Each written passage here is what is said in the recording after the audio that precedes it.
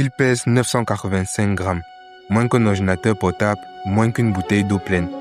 Il a été conçu pour faire quelque chose qu'aucune caméra au monde n'avait jamais fait. Suivre ça. Formule 1 qui roule à 350 km/h pendant un tour complet de circuit. Une petite équipe de Néerlandais a eu juste 8 mois pour tenter l'impossible et inventer ce drone. Ensemble, on va essayer de voir comment ils ont fait, analyser les défis auxquels ils ont fait face et à la fin, on saura s'ils ont réussi ou pas. Let's go. Ok, regarde ça. Ça, c'est ce qu'on obtient avec une caméra embarquée dans une Formule 1. Tu as l'impression d'être assis à la place du pilote, ton estomac se retourne, tu es collé au bitume. À 340 km/h, on ressent le frisson de la vitesse.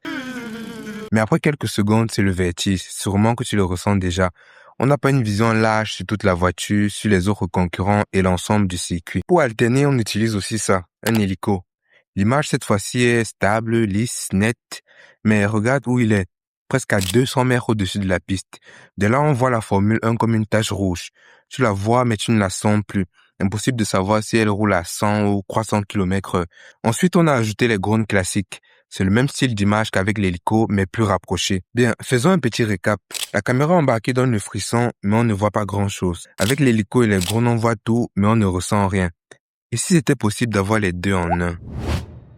Red Bull a contacté une petite équipe de passionnés aux Pays-Bas qu'on surnomme les DDJ, Dutch Drone God, et leur ont fait cette demande. Construire un drone capable de suivre et de filmer nettement une Formule 1 conduite à pleine vitesse sur un tour complet du circuit de Silverstone. L'idée était simple à formuler, mais la construction, ça allait être autre chose. Parce que pour y arriver, il y avait une poignée d'obstacles que personne n'avait encore résolus et que les membres de l'équipe devaient absolument franchir.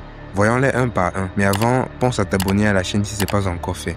Le premier obstacle n'était pas de rendre le drone rapide comme on pourrait le penser, mais ce sont les virages. Des drones rapides existaient déjà, très rapides même. Certains flirtaient déjà avec les 350 km/h, mais c'était des fusées. Ce qu'ils savaient faire, c'était se déplacer en ligne droite. Aucun d'entre eux ne pouvait prendre un virage à cette vitesse sans perdre le contrôle. Le vrai problème n'a jamais été d'aller vite, mais c'était de tourner en allant vite. Aucune source publique ne détaille précisément la solution technique retenue pour ce problème. C'est un secret bien gardé.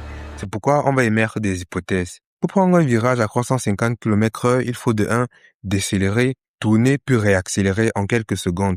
Ça demande des moteurs capables de fournir de la puissance sur demande et ce sans surchauffer. De 2, il faut résister à la force qui tire vers l'extérieur du virage. Pour ça, ils ont sûrement dû travailler la solidité et l'aérodynamisme du drone.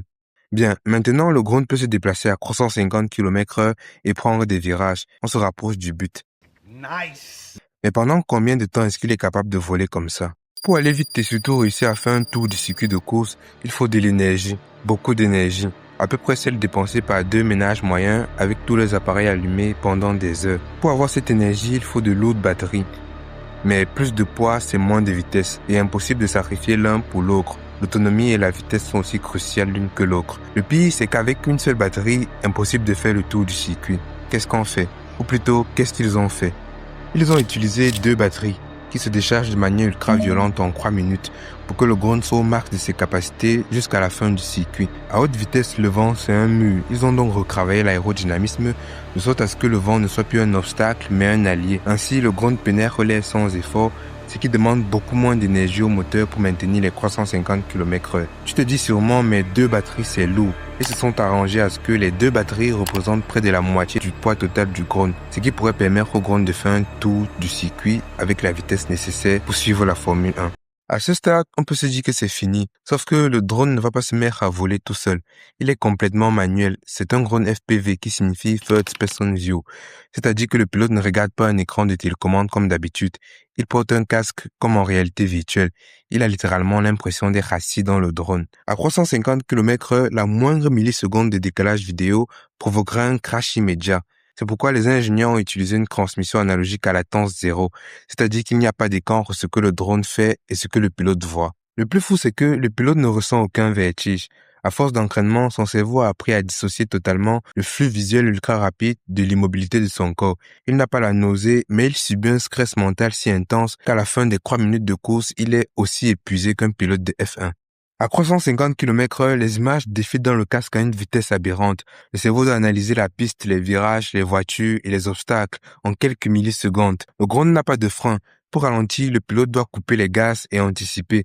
Devinez quelques secondes à l'avance où la Formule 1 va freiner, car une seule seconde de retard, une seule inattention et c'est le crash. Cette hyper-vigilance sature instantanément les capacités cognitives du pilote et dit que je les voyais comme des gamers. Bien, ça c'était la théorie, maintenant passons à la pratique. Ok, on arrive à la meilleure partie. Le drone est prêt, il faut le tester. Pour ce test final, les deux camps mettent en jeu leur joker, la crème de la crème des pilotes. Les DJJ ont Ralf Hogenberg, alias Shaggy, un pilote de drone néerlandais, un des fondateurs de l'équipe des DJJ et l'un des meilleurs pilotes de drone FPV. Vous pouvez aller consulter sa chaîne YouTube Shaggy FPV pour confirmer par vous-même. De son côté, Red Bull a fait appel à Max Verstappen, le quadruple champion du monde de Formule 1. Février 2024, Royaume-Uni, circuit de Silverstone. Max Verstappen au volant d'une RB20. Ralf est prêt, le Grone est prêt. 3, 2, 1. La Formule 1 démarre, le Grone décolle. Il atteint 350 km/h, rattrape la Formule 1. Se place ensuite sur les côtés, passe les virages sans problème, arrive à avoir les bons angles pour les photos sans gêner le pilote de F1. On arrive à la fin du circuit, le Grone se pose. La batterie a tenu, victoire. Vous-même dites-moi, est-ce que ce n'est pas beau? Moi, je trouve ça magnifique. Pas seulement les images, mais aussi le travail derrière ce drone. Car pour transformer le tout premier prototype artisanal qui savait à peine tourner en cette œuvre d'art volante, les DJJ ont collaboré avec Red Bull Advanced Technology. Les ingénieurs ont injecté toute la science de la Formule 1 directement dans le drone. De l'aérodynamisme pur pour fendre l'air, du carbone ultra léger pour la structure, et une gestion thermique de pointe pour éviter que l'électronique n'explose en plein vol. Ensemble, ils ont littéralement repoussé les lois de la physique. Mais l'histoire ne s'arrête pas à ce coup d'éclat à Silverstone. Ce n'était que le début. Ce drone est désormais officiellement utilisé en direct lors des grands prix de Formule 1, comme au Red Bull Ring en Autriche, mais aussi en MotoGP et en championnat du monde des rallyes. Cependant, intégrer une telle machine en direct à la télévision reste un exercice extrêmement dangereux, parce que lancé à plus de 350 km/h, ce bloc de carbone d'1 kg pourrait se transformer en un véritable missile en cas de panne. C'est pourquoi la Fédération internationale de l'automobile impose des règles draconiques. Les ingénieurs et les pilotes ont dompté la vitesse, le poids et le vent pour réinventer notre façon de regarder les sports automobiles. Et c'est en cela que ce projet est bien plus qu'une prouesse technique, c'est le futur qui s'écrit sous nos yeux. J'espère que cette vidéo t'a plu et que tu as pu apprendre quelque chose parce que c'est ça mon objectif. Si c'est le cas, n'hésite pas à t'abonner. Sur ce, on se dit à la prochaine.